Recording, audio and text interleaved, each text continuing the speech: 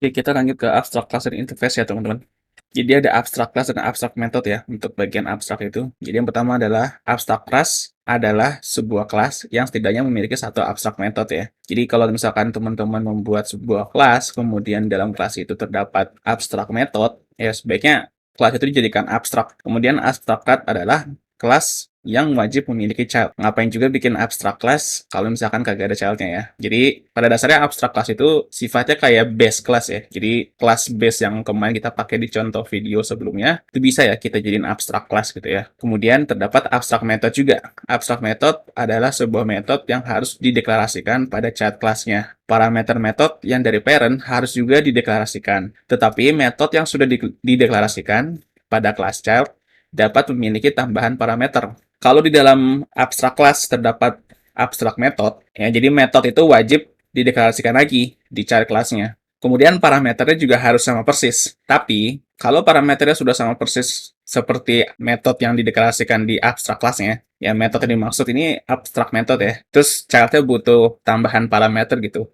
Nah, itu bisa ditambah, nggak masalah. Jadi, seandainya di kelas child-nya membutuhkan parameter tambahan, pada abstract method itu diperbolehkan dan itu bisa dilakukan ya. Di sini ada contoh kodenya ya. Mungkin aku coba zoom deh. Jadi di sini ada dua file PHP ya ceritanya ya. Teman-teman bisa pause dulu secara secara bergantian ya. Ini aku coba di sini dulu, teman-teman pause videonya ya. Kemudian aku geser ke sini. Wah, ini gede banget ya. Oke, begini deh. Aku coba geser ke sini lagi. Bisa teman-teman pause lagi ya. Sampai baris ke-29, kemudian nanti baris ke-33. 5, teman-teman pause lagi, tulis lagi. Oke, aku asumsikan udah pada nge-pause ya. Kita lanjutin ya. Ini aku sengaja bikin dua file supaya maksudnya dalam satu screenshot nggak kegedean ya, atau kepanjangan fotonya ya. Tapi ternyata meskipun udah dipisah, masih kepanjangan juga ya di bagian main.php-nya. Jadi teman-teman bikin dulu di glow.io. Yang pertama ini abstract base report proses bisnis ya. Kemudian dideklarasikan propertiesnya, kemudian deklarasikan juga metodenya dan abstract metodenya ya. Ini perbedaan antara penulisan abstract method dengan metode biasa ya. Kalau abstract method dia ditambahin awalnya abstract. Kalau misalkan metode biasa ya nggak perlu tambahin apa-apa. Tapi kalau abstrak itu nambahnya di belakang publik ya. Tapi kalau misalkan static ya, kalau nggak salah public static function ya. Ini kalau static method itu setelah public. Nah di sini yang wajib ditulis oleh kelas child-nya atau kelas turunannya adalah method print source report ya, karena dia bersifatnya abstract method. Yang itu berarti wajib dituliskan. Kalau misalkan kita cek di sini di bagian main.php-nya, nah jadi setelah teman-teman bikin abstraknya di glow.io di file terpisah, teman-teman tinggal include aja ya, abstract base report process business.php atau sesuaikan dengan nama file PHP yang teman-teman buat di glow.io ya. Kemudian setelah dideklarasikan include-nya, tinggal di-extend aja tuh di kelas yang teman-teman sudah buat di sini. Ketika sudah selesai di-extend, dia otomatis akan menerima warisan atau kemampuan lah dari kelas parent-nya, yaitu salah satunya adalah print report. Karena print source report ini abstract method, dia wajib dituliskan. Karena di sini ada class base report proses bisnis, ya berarti kita tinggal menuliskan ulang abstract methodnya print source report ya, karena itu wajib ditulis karena sifatnya abstract method. Nah, kemudian base report proses bisnis ini memiliki child lagi, yaitu report proses bisnis A dan report proses bisnis B. Kenapa di sini dipisah gitu ya? Kenapa nggak kayak contoh di video pertama aja? Ya sudah, kita pakai kelas base report proses bisnis, terus kita bikin objek report A, terus objek report B. Ya bisa saja, mungkin aja ada suatu kasus, ternyata report proses bisnis A dan report proses bisnis B itu terdapat perbedaan banyak hal gitu loh. Nggak cuma sedikit, nggak cuma sekedar header, nggak cuma sekedar footer, bisa aja ada logic tambahan. Kan itu kan repot ya kalau misalkan kita mesti mengubah banyak nilai properti gitu kan. Jadi mendingan kita ya sudah bikin kelas masing-masing untuk setiap report itu. Dan seandainya nanti di setiap report itu ada perubahan logic atau ada perubahan cara penyelesaiannya, ya sudah di kelas itu gitu loh. Jangan sampai kita bikin kondisi atau semacam logic yang seharusnya kita letakkan itu di dalam kelas jadi di luar kelas gitu loh. Jadi jangan sampai nanti kita malah kembali ke procedural programming lagi. Jadi kita tetap keep semuanya aturannya itu menggunakan aturan PDO ya. Jadi di sini bikin kelas masing-masing untuk setiap report. Nah, di sini teman-teman bisa lihat di sini kita sedikit melakukan override method ya. Jadi print report di sini dia menerapkan atau menjalankan atau memanggil lagi ya metode namanya print source report ya. Jadi ceritanya report bisnis A dan report bisnis B, katakanlah mereka dari departemen yang berbeda ya. Mereka mau laporannya itu dicetak bahwa laporannya itu terbuat dari departemennya mereka gitu loh. Mereka mau mencantumkan laporan ini dicetakkan di departemen mana gitu loh. Jadinya di sini tambahin this print source report ya. Sederhana aja. Oke, jadi cara penulisan abstrak dan penerapannya itu seperti ini ya. Sama saja kayak bikin kelas biasa, hanya saja mungkin ada istilah baru lagi dan cara penulisannya untuk abstrak itu sedikit berbeda ya. Jadi abstrak dulu, kemudian abstraknya di-extend ke kelas yang mau kita gunakan ya. Ini aku sengaja bikin kelas base report supaya maksudnya print source report ini karena dia bersifat abstrak, ya dia nggak perlu ditulisin lagi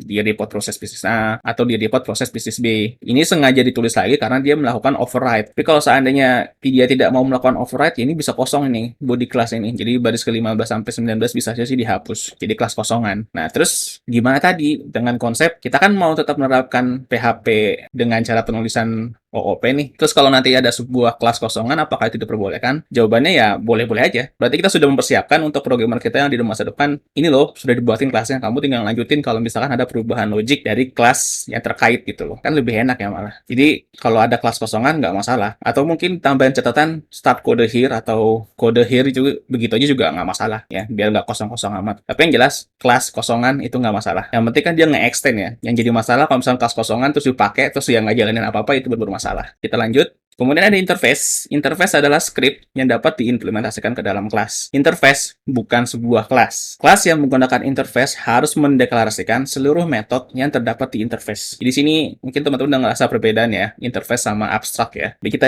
coba lihat dulu contohnya. Nah, di sini aku bikin dua file lagi ya, terdapat interface based report proses bisnis dan terdapat main.php ya. Ini aku coba zoom lagi ya. Nah, teman-teman bisa pause dulu, terus catat yang ini, kemudian pause lagi, catat lagi yang ini, dari baris 1 sampai baris ke-38, kemudian di pause lagi, dari baris 40 sampai baris 44. Oke, di sini sama aja lah contoh kasusnya ya.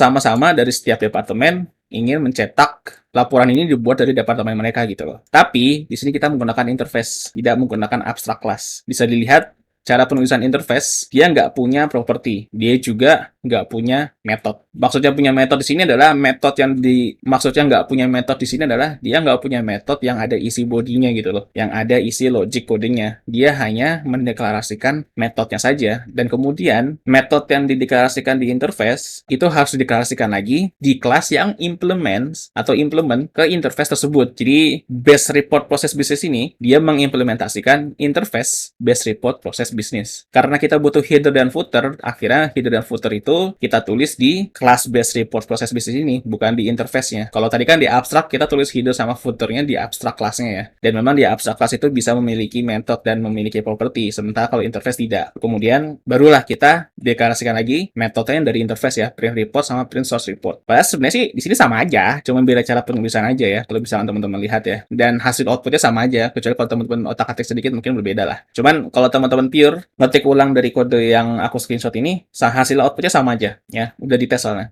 Jadi pada dasarnya interface dan abstrak itu mirip lah, tapi sering jadi bahan perdebatan.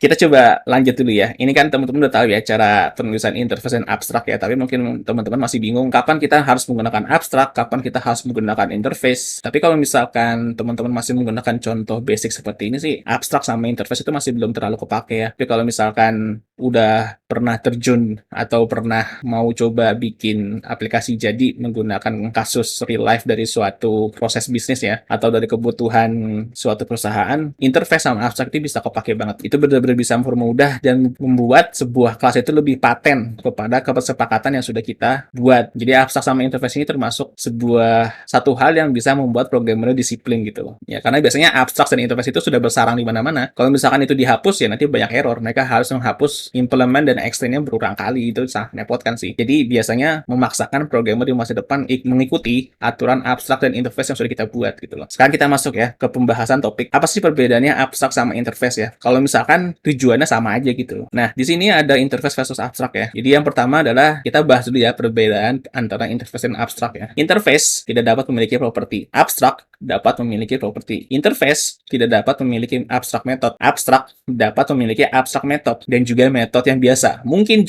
ya bisa juga memiliki static method. Aku belum coba sih bisa bikin static method atau enggak. Kemudian interface bersifat implement atau tidak dapat mewariskan. Sementara abstrak itu bersifat extend atau dapat mewariskan ya. Jadi kalau kita lihat ke contoh abstrak tadi yang di menit sebelumnya, kita memang melakukan extend kan ke abstrak itu ya. Kalau interface kita tidak melakukan extend, melainkan kita melakukan implement. Itu dua hal yang berbeda ya. Sini maksudnya bersifat itu ya karena abstrak itu extend ya, dia itu bersifat mewariskan ya. Sementara interface itu tidak extend ya, dia tidak bersifat mewariskan. Jadi konteksnya bersifat seperti itu ya. Kemudian interface dan abstrak memiliki fungsi yang mirip, seolah-olah mereka adalah sebuah blueprint untuk setiap kelas. Jadi pada dasarnya interface sama abstrak itu tujuannya sama, sama-sama membuat blueprintnya dari sebuah kelas. Emang perlu ya blueprint. Kita kan nulis kode ya pada dasarnya bebas-bebas aja gitu kan. Kalau kalian mulai kerja sama tim, itu penting banget sih interface sama abstrak, ya kan? Tadi yang dijelasin di slide sebelumnya, kita memaksakan programmer yang akan datang untuk mengikuti aturan yang sudah kita buat di interface atau di abstrak. Jadi mereka nggak bisa benar-benar suka-suka kayak, aku nggak suka cara penulisan kayak gini, nggak bisa. Ketika sudah bekerja dengan tim, kita harus menurunkan sifat ego kita. Kita nggak bisa terus-menerus bilang, aku nggak suka cara penulisan kode kayak gini, nggak bisa. Harus standar. Harus mengikuti standar perusahaan sehingga tidak memusingkan atau tidak menyusahkan programmer yang akan datang atau programmer yang akan menggantikan posisi kita nanti. Entah mungkin kita pensiun atau meninggal atau pindah perusahaan ya. Jangan sampai codingan yang kita tulis itu jadi dosa jariah gara-gara kita bikin kesel, nggak mengikuti kesepakatan atau kita nulis kode yang nggak gampang dibaca lah. Kurang lebih seperti itu. Nah, kita lanjut lagi. Interface versus abstrak. Ini yang digarisbawahi itu pendapat pribadi ya teman-teman. Dan yang di garis bawah ini aku nemu artikel ya, itu source artikelnya bisa teman-teman lihat di deskripsi, nanti tinggal klik aja. Jadi setelah tadi kita lihat perbedaan interface dan abstrak, sekarang kita masuk ke poin kapan kita menggunakan interface dan kapan kita menggunakan abstrak. Dimulai dari pendapat pribadi aku dulu, kita menggunakan interface ketika terdapat kasus yang serupa namun penyelesaiannya berbeda. Untuk abstrak ketika terdapat kasus yang serupa dan penyelesaiannya sama persis. Tapi ya nggak mesti sama persis juga sih, bisa saja mungkin ada perbedaan sedikit di bagian headernya, ya perbedaannya itu nggak terlalu perbedaan yang jauh gitu loh dari kasus yang serupa itu. Ini misalkan bikin laporan ya dia cuma gonta-ganti misalkan headernya, fontnya, atau ganti ukuran kertasnya ketika mau di print, itu kan nggak terlalu major ya, itu minor logic gitu kan, kita tinggal ubah aja, itu bisa disimpan di properti ya, nanti propertinya bisa kita override gitu. Tapi kalau misalkan logiknya udah benar-benar berbeda,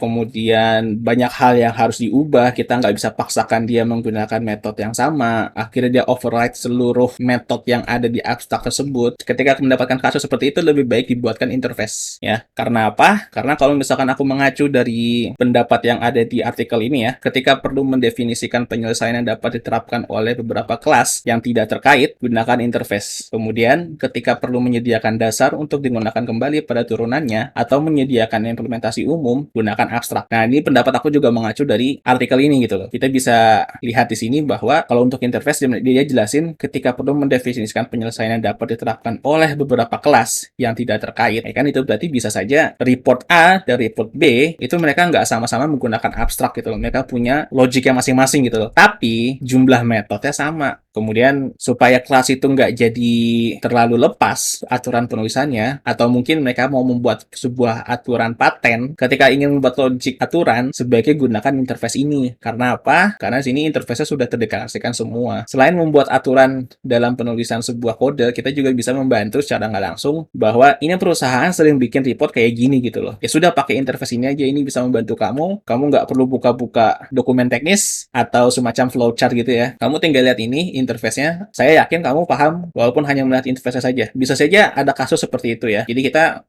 yang metode pertama itu untuk ngeprint, metode kedua untuk ngeprint ini A, B, C, D, F, G. Yang nanti tinggal mungkin dia buka dokumen teknisnya, nggak perlu ngecek flowchart lagi, dia tinggal implementasikan logic bisnisnya aja ke kode tersebut gitu loh. Kan lebih enak ya. Nah, itu salah satu keuntungan menggunakan interface atau abstrak ya. Jadi secara langsung bener-bener ngasih tahu bahwa ini loh blueprintnya untuk sebuah kelas yang sejenis ini gitu loh. Kamu tinggal ikutin aja, kamu tinggal pelajari aja. Ya sebenarnya memang masih banyak ada cara sih. Nggak selamanya kita harus menggunakan interface atau abstrak ya. Kita kembali lagi tergantung ke kesepakatan masing-masing tim ya. Karena jujur aku itu baru menerapkan interface sama abstrak itu di project-project baru sih. Project-project lama itu sekitaran tahun 2019 ya. Ya, 2020 ding. 2020 tuh sama 2021 waktu zaman-zaman Covid, aku baru dapat keterima magang sama kerja itu mereka masih belum menerapkan interface sama abstrak gitu loh. Nah, begitu masuk 2021, 2022, baru tuh mereka mau menerapkan interface sama abstrak ya. Sebenarnya sih gitu ya, tergantung kesepakatan tim lagi. Mau menerapkan interface dan abstrak atau tidak, tergantung. Pada akhirnya, balik ke pendapat masing-masing dan ke kesepakatan masing-masing. Pendapat ini juga belum tentu benar ya. Untuk teman-teman nggak merasa setuju dengan pendapat ini atau pendapat yang di artikel, ya nggak masalah. Nggak perlu diperdebatin lah. Yang penting